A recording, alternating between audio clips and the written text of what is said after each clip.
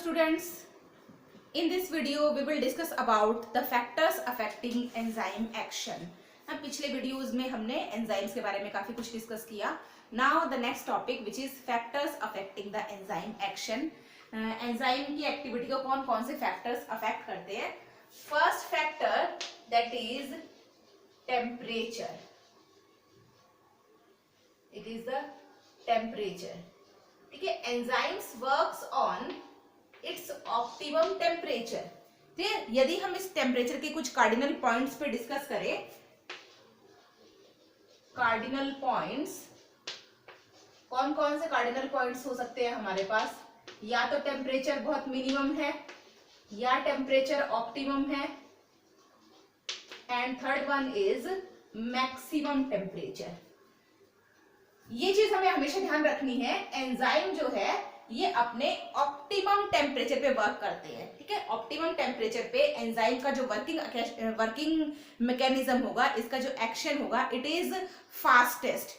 Temperature यदि optimum से कम है, मिनिमम टेम्परेचर है, तो भी एंजाइम की एक्टिविटी स्टॉप हो जाएगी, और टेम्परेचर यदि मैक्सिमम है तो भी एंजाइम की एक्टिविटी क्या होगी, स्टॉप हो जाएगी. So the enzyme functions only at an optimum temperature, and with increase in the temperature the enzymatic activity first increases and after that it will starts decreasing.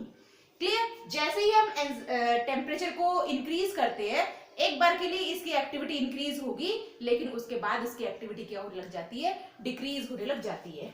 हम यदि यहाँ पे एक ग्राफ प्लॉट करते हैं, here the enzyme activity, this is the enzyme activity, और यहां पर है हमारे पास टेम्परेचर. क्लियर? हमारी बॉडी के अंदर मैक्सिमम एंजाइम्स हमारी बॉडी टेम्परेचर पे वर्क करते हैं, लेकिन कभी कभी टेम्परेचर कम ज्यादा होने पर उसके जो इफेक्ट है उसमें फ्लक्चुएशंस आते हैं. तो यहाँ पे एंजाइम की एक्टिविटी है, सपोज ये एंजाइम एक्टिविटी अपने ऑप्टिमम टेम्परेचर पे फंक्शन कर रही है.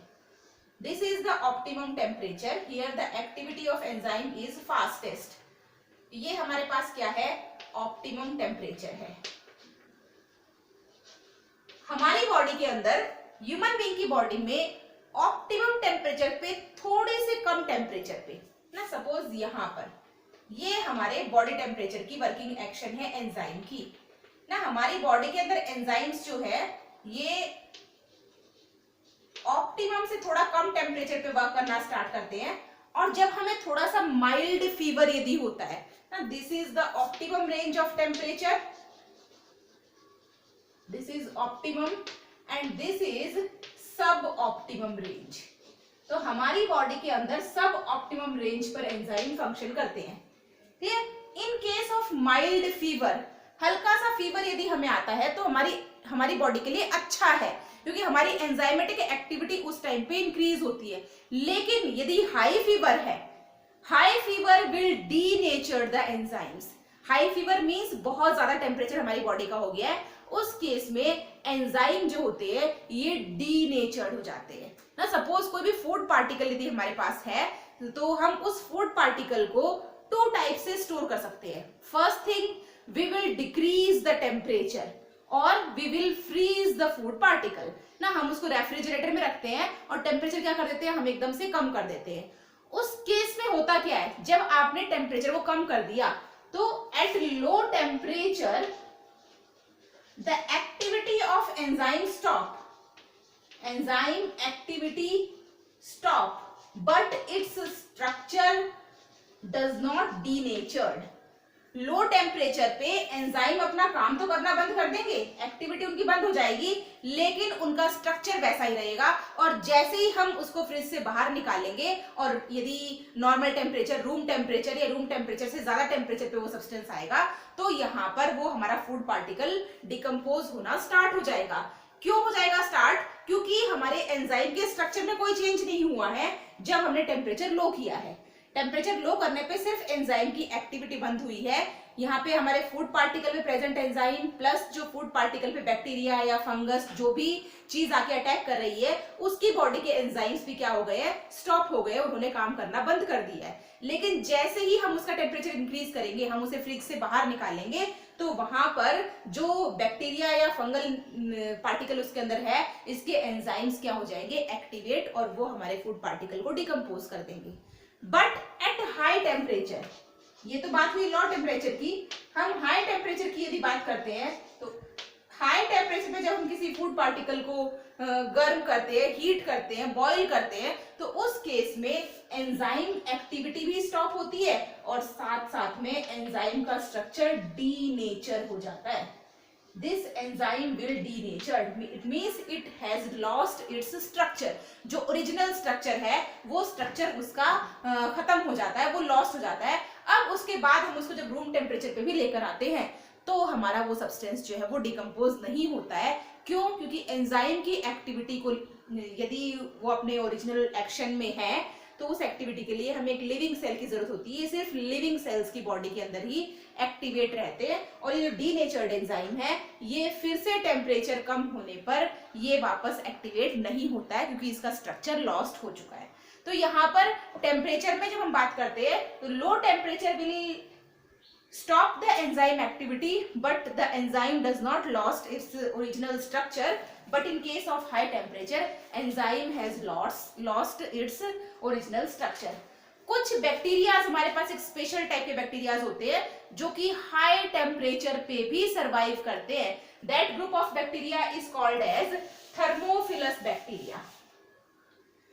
The thermophilus bacterias can act as high temperature and the temperature may be about 90 to 100 degree Celsius. It means about boiling water. तो यहाँ पे इतने हाई टेम्परेचर पे सरवाइव करने वाले बैक्टीरियाज भी है। ये इनकी बॉडी में अडेप्टेशन प्रेजेंट है।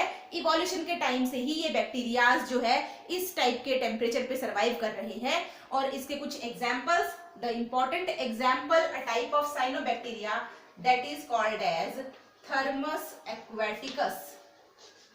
ये जो थर्मस एक्वेटिकस बैक्टीरिया है, it is a thermophilus type of bacteria and it has a special type of enzyme which will provide resistivity to survive in the high temperature. और वो जो special enzyme इनकी body में present है that is called as Taq polymerase enzyme.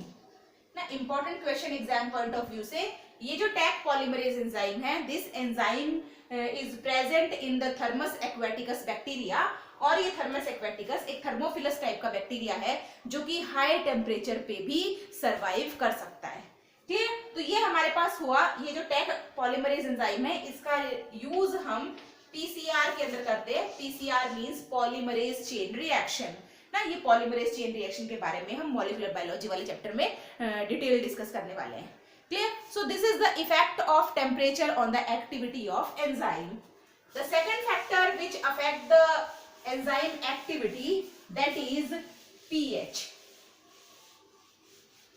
Second factor is pH. So here we will discuss about the second factor that is called as pH. pH is the hydrogen ion concentration is the in the solution. ये जो pH है, ये pH range भी enzyme की activity के लिए fix होती है। क्लियर? तो पीएच एंजाइम्स जो है ये अपने एक ऑप्टिमम पीएच पे वर्क करते हैं। तो ऑप्टिमम पीएच डिफरेंट एंजाइम्स के लिए डिफरेंट टाइप्स का हो सकता है। मोस्ट ऑफ द एंजाइम्स हमारी बॉडी पे जो हमारा पीएच है, normal pH, that is the neutral pH ना। तो हमारा जो नॉर्मल न्यूट्रल पीएच है, most of the enzymes neutral pH पे वर्क करते हैं। लेकिन some enzymes are there which functions on their different pH. For example, salivary amylase enzyme. Salivary amylase, it is present in the saliva and it has its optimum pH range. Second one is pepsin enzyme. It is present in the stomach. Third one is trypsin enzyme. It is present in the pancreatic juice. So these enzymes will functions at their optimum pH. Salivary amylase functions at the pH of 6.8. It means slightly acidic pH. Pepsin enzyme functions as 1.2 to 1.8 range of pH.